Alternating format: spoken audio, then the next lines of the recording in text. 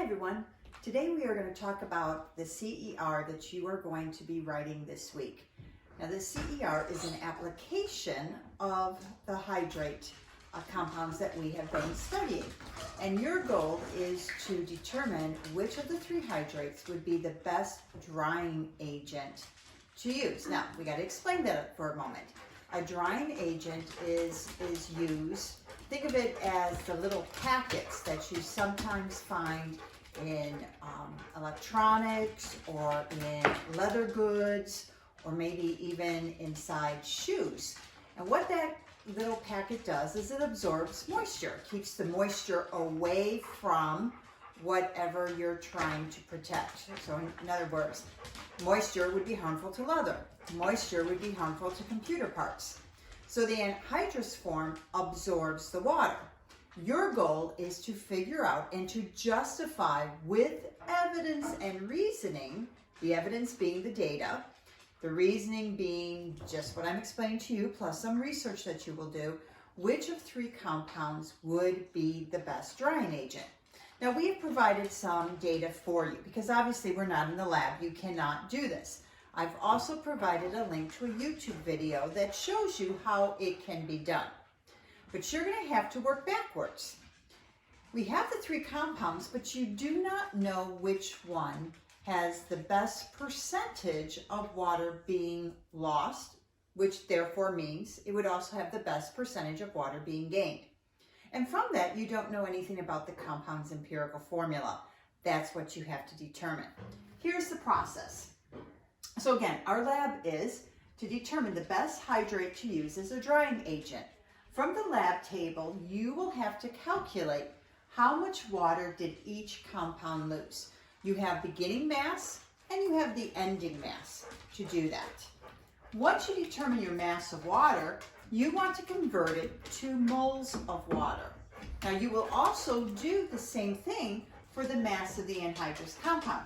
Again, the difference between the two is the amount of water. The ending mass is the anhydrous compound. Convert that to moles of compound. Now all of you know by now how to convert grams to moles. Now this is very similar as to determining the empirical formula, except for one thing.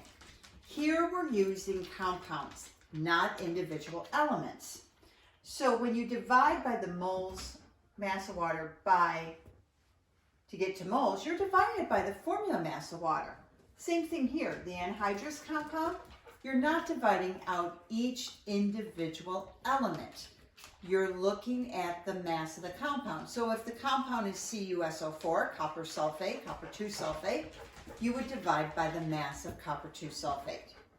Once you have these both into moles, now you're going to divide both by the smaller value.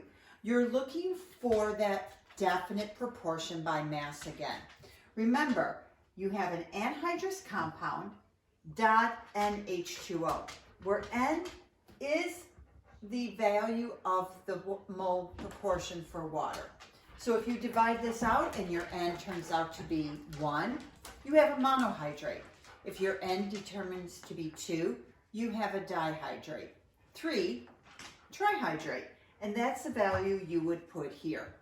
Now that is how you will determine the empirical formulas. You also have to look at the qualitative data that we're providing for you. And again, it is your determination. Which one of these three compounds do you think would be the best? Your CER needs to have all of your calculations, all of this, as well as the empirical formulas, as well as a calculation stating which once you know which one you want to use, how many grams of water will it remove based on a certain mass of the compound. If you need any help, I will be available both Tuesday and Thursday at 10:30 and at 12:30 to answer your questions. Good luck. I can't wait to read your CERs.